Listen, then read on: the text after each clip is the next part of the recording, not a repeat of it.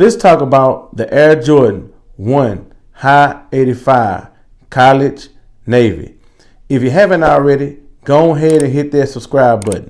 Oh yeah, and welcome to Clones TV.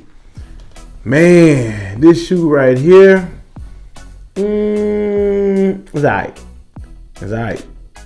I'm not a big fan of Jordan 1s, but just because they Jordan 1 high, I'm going to try to get them.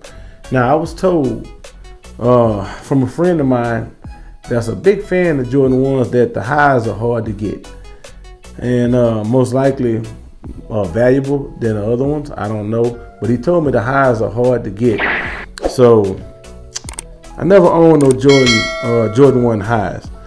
The only Jordan 1s I have are the Diamond Short, Mid, and I find these to be dope. I like them very much. I used to have the Jordan 1 Bloodline. I sold those, and that was stupid. I should have kept those, but that's another story. I was on Nike Sneakers app, and I see the shoe going for around $200.